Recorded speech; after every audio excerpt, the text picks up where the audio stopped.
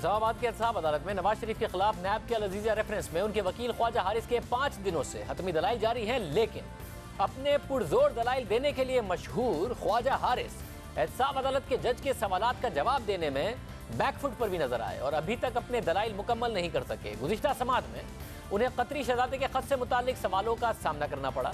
साबिक वज़ीर आज़म नवाज शरीफ के कज़न तारिक शफ़ी का भी जिक्र आया। आज की समात में नवाज शरीफ के वकील ख्वाजा हारिस ने दलाइल देते हुए कहा कि JIT ने सिर्फ तारिक शफ़ी, हुसैन और हसन नवाज के बयानात पर इंहिसार किया, लेकिन JIT के सामने दिए गए बयान यानी यहाँ हमारे खिलाफ इस्तेमाल नहीं किए जा सकते। हुसैन और हसन नवाज इस अदालत के सामने पेश ही नहीं हुए। ये नवाज शरीफ का ट्रायल हो रहा है, उनके बेटों का नहीं, इसलिए उनका कोई बयान या दस्तावेज नवाज शरीफ के खिलाफ शवाहिद के तौर पर इस्तेमाल नहीं हो सकती। तारिक शफ़ी के बयान हल्फी को भी हमारे खिलाफ इस्तेमाल किया गया, जबकि वो भी इस अदालत में पेश नहीं हुए। इस मौके पर एहतसाब अदालत के जज ने ख्वाजा हारिस को मुखातिब करते हुए रिमार्क्स दिए कि आपका सारा मौक़िफ़ ही ये है कि तारिक शफ़ी ने बाबा जी की तरफ से सरमायाकारी की। अब आप कहते हैं कि तारिक शफ़ी कोई चीज़ इस्तेमाल ही नहीं हो सकती उसकी, तो क्या मैं तारिक शफ़ी वाले सारे मामले को नज़रअंदाज कर दूँ? एहतसाब अदालत के जज ने मज़ीद रिमार्क्स दिए कि ख्वाजा साहिब, आप बहुत काबिल और तजर्बाकार वकील हैं, इस स्टेज पर पहुंचकर तो कोई एक मौक़िफ़ लें, ऐसी बातों से मुझे मज़ीद कंफ्यूज ना करें। आपके मौक़िफ़ में बुनियादी इन्हिसार ही तारिक शफ़ी पर था।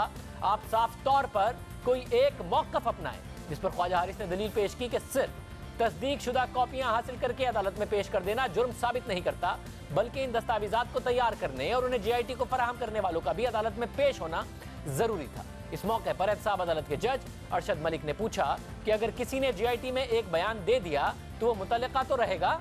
इसके जवाब में ख्वाजा हारिस का कहना था कि वो बयान इसलिए मुतल्लिका नहीं रहेगा क्योंकि यह सुप्रीम कोर्ट के लिए था, इस अदालत के लिए नहीं था।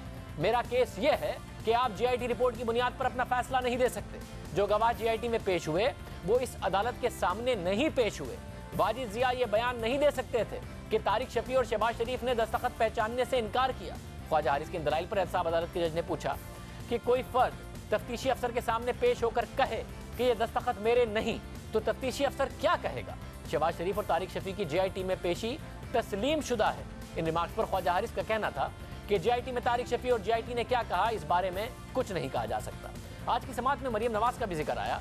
ख्वाजा हारिस ने जो रिपोर्ट है उसका हवाला देते हुए कहा कि इसको बुनियाद बनाकर कहा गया कि हिल मेटल एस्टैब्लिशमेंट का 97% मुनाफा पाकिस्तान मुंतकिल हुआ। इस तगासा का केस है कि जितने लोगों को पैसे आए वो नवाज शरीफ से जुड़े हुए थे, इसलिए जो रिपोर्ट काबिल कबूल शहादत नहीं।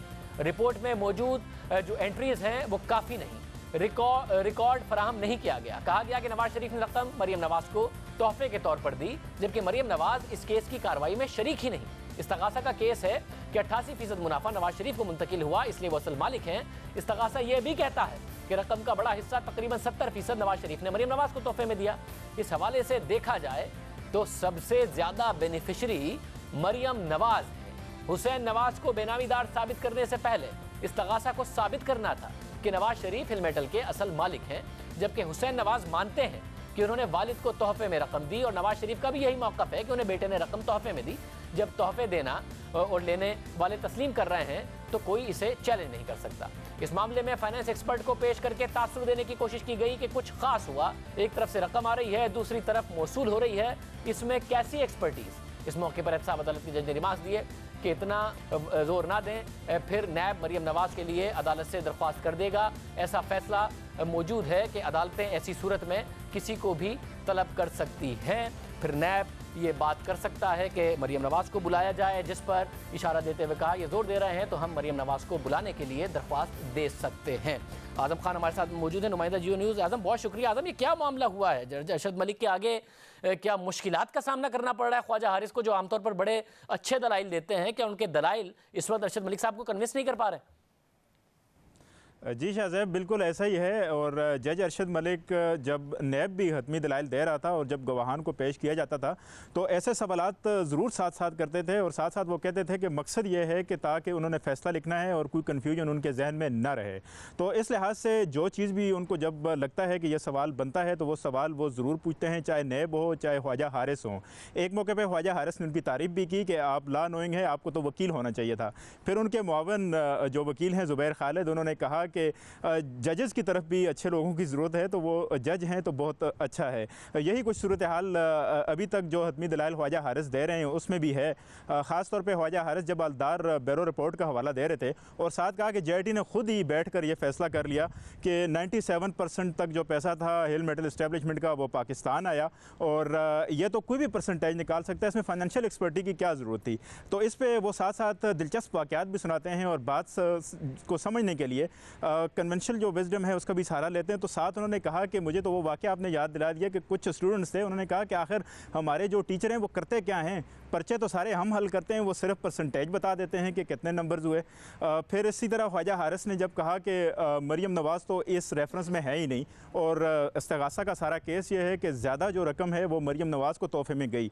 तो इस पे जज ने कहा कि आपको मालूम है कि इस्तिगासा के पास अब भी एक मौका है, वो दरख्वास्त दे सकते हैं और मरियम नवाज़ को इस रेफरेंस में भी हिस्सा बनाया जा सकता है। जिस पे ख्वाजा हारिस ने भी मुस्कुराते हुए कहा कि इस्तिगासा वालों का हदफ तो कोई और था, लेकिन इस वक्त मैं उस तरफ नहीं जाना चाहता। इसी तरह एक मौके पे इस्तिगासा ने कहा कि जज साहब ये हम इनसे पूछते रहे, हम इनको कॉल अप नोटिस देते रहे, JIT इनको बुलाती रही, लेकिन ये तफसीलात देते ही नहीं रहे, हमें जवाब ही नहीं दे रहे थे। तो जज अरशद मलिक ने कहा कि उनकी तरफ से तो जवाब आ गया है, वो कहते हैं हमारी तरफ से जवाब है। मतलब क्योंकि 24 तारीख की डेडलाइन है, नवाज शरीफ क्या ज़ाहिर फैसला अदालत ने करना है, मगर पहला फैसला खिलाफ आया था, अभी बड़ी सख्ती का सामना ख्वाजा हारिस साहब को करना पड़ रहा है। नवाज शरीफ 24 तारीख को ख़तरे में नज़र आते हैं, उनको क्या दोबारा जेल जाना पड़ सकता है? जो मामलात हैं फैसला ज़ाहिर अदालत करेगी।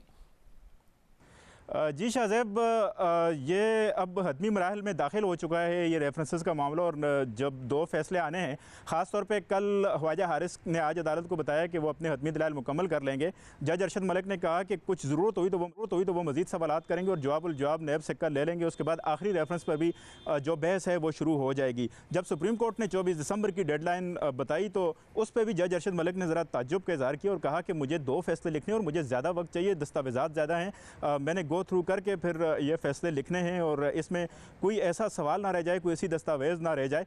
तो इस लिहाज से ये अब इख्तितामी मरला है, और ख़ास तौर पे जो अल अज़ीज़िया रेफरेंस है ये बहुत अहम रेफरेंस इस वक्त बन चुका है। इस रेफरेंस के हवाले से ख़ास तौर पे साबिक़ वज़ीर-ए-आज़म नवाज़ शरीफ भी रोस्टरम पर आए कई बार, उन्होंने कुछ वज़ाहतें भी दी और साथ कहा कि कुछ इजाफ़ी दस्तावेज़ात भी देंगे। इससे पहले नवाज़ शरीफ ने कभी इजाफ़ी दस्तावेज़ात की बात नहीं की, कभी भी बेचैन होकर रोस्टरम पर नहीं आए। लेकिन इस बार जब नैब के जो प्रोसिक्यूटर्स थे वासिक मलिक और इमरान शफीक, जब वो दलाइल दे रहे थे तो ज़रूर साबिक़ वज़ीर-ए-आज़म ने आके कुछ वज़ाहतें दी और कहा कि जज साहब हम आपको कुछ दस्तावेज़ात भी देंगे, और हमारी हिस्ट्री है कि हमारे पास असासा अवामी ओहदेदार होते हुए कम हुआ, जब हम सियासत में नहीं थे तो ये ज़्यादा था। तो इस लिहाज से ये परेशानी और बेचैनी साबिक़ वज़ीर-ए-आज़म की देखी जा सकती है कि 24 दिसंबर से पहले जो 2 फैसले आने हैं वो इंतहाई सख्त भी हो सकते हैं। बहुत शुक्रिया आज़म हमारे साथ।